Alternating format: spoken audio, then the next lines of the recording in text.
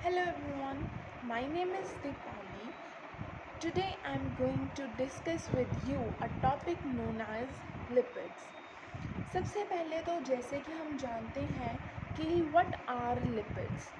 First of all, they are water insoluble, present in the tissues or cells. If we want to extract the lipids, then we have to use the non-polar solvents such as benzene, chloroform etcetera. और अगर हम बात करें कि basic functions क्या हैं lipids के, तो सबसे पहली बात कि ये स्ट्रक्चरल कंपोनेंट है मेम्ब्रेन्स का। हम जानते हैं कि जितनी भी मेम्ब्रेन्स हैं, अगर हम प्लाज्मा मेम्ब्रेन की बात करें, सेल मेम्ब्रेन की बात करें, उसमें कुछ ना कुछ अमाउंट लिपिड्स का बिल्कुल प्रेजेंट होता है। फिर उसके बाद as a metabolic fuel, they are helpful in giving us energy in the form of ATP molecules. Not only that, it also helps in cell recognition, species specificity and tissue immunity. अब देखिए, अब कितने तरह के बहुत से तरह के लिपिड्स हमारी बॉडी में प्रेजेंट हैं, बट ओवरऑल हम पूरे लिपिड्स को 2 सेक्शंस में डिवाइड करते हैं। एक हमारे पास सेक्शन आता है सिंपल लिपिड्स और दूसरा हमारा सेक्शन आता है कॉम्प्लेक्स लिपिड्स। सिंपल सी बात है, जो हमारे सिंपल लिपिड्स हैं उसमें किसी भी तरह की फैटी एसिड चेन प्रेजेंट नहीं होती है उनके बैकबोन में, और जो कॉम्प्लेक्स लिपिड्स हैं उनमें हमेशा फैटी एसिड चेन रहेगी उनके बैकबोन में। अब सबसे पहले तो आप ये सोच रहे होंगे कि लिपिड्स में बात कर रहे हैं तो फैटी एसिड्स कहाँ से आ गए। तो फैटी एसिड्स जो है वो कुछ भी नहीं है, लॉन्ग हाइड्रोकार्बन चेन है एंड उनके टर्मिनल पोजीशन के ऊपर COOH यानी कि कार्बोक्सिल ग्रुप प्रेजेंट रहता है। और अब जो फैटी एसिड्स हैं हमारे पास 2 तरह के होते हैं, एक होते हैं सैचुरेटेड फैटी एसिड्स और एक होते हैं unsaturated fatty acids.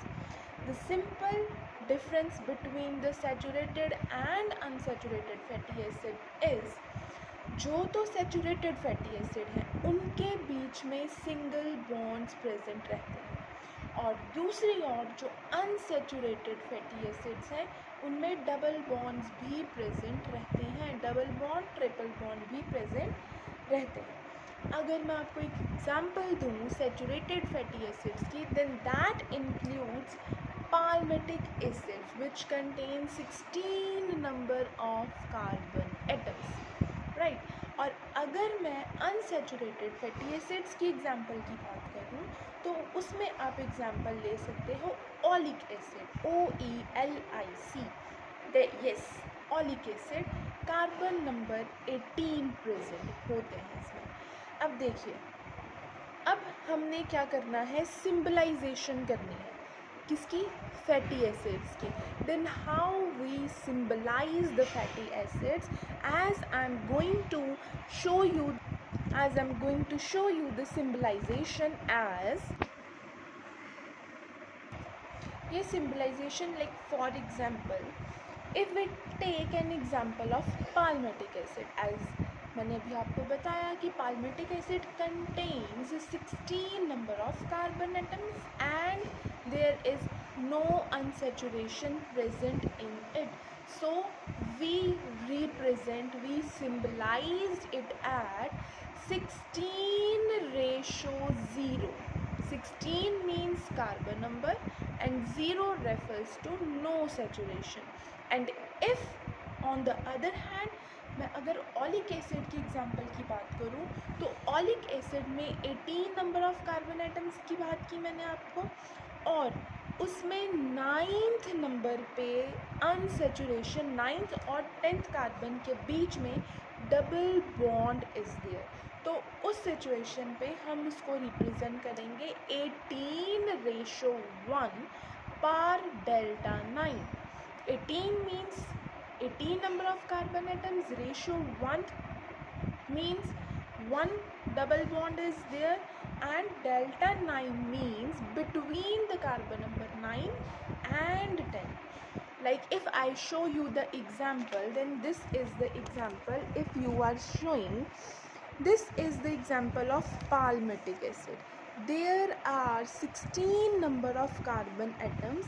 On the terminal there is a carboxyl group COOH, and if you are looking at the oleic acid, then what includes in oleic acid is, in the carbon number 9th and 10 there is a double bond, right? What, there is a double bond here. Okay, so this is the representation. Also I am showing you the structures of their compounds. Now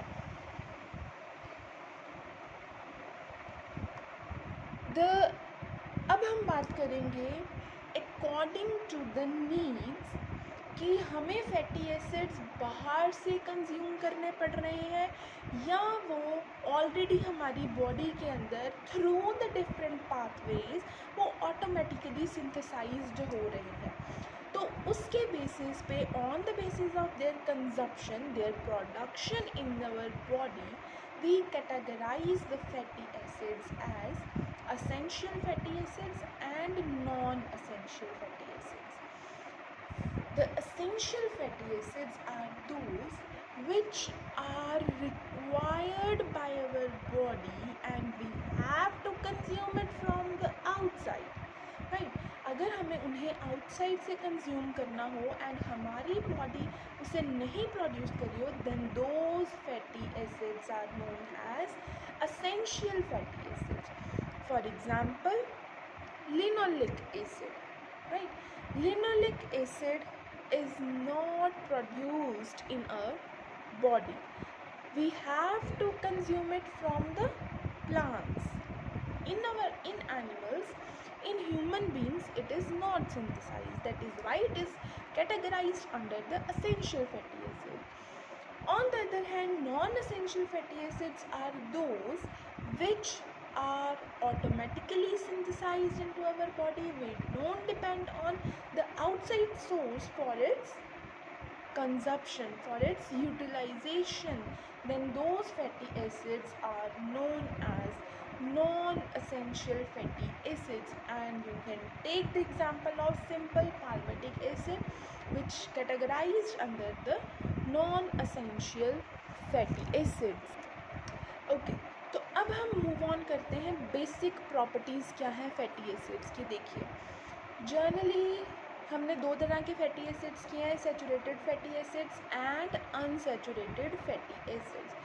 जो तो saturated fatty acids हैं, they are long hydrocarbon chain and they are flexible, having numerous conformations. उसके numerous conformations रहती है, किसी भी form में they can be moulded. Whereas the unsaturated fatty acids, they are exist in only two forms.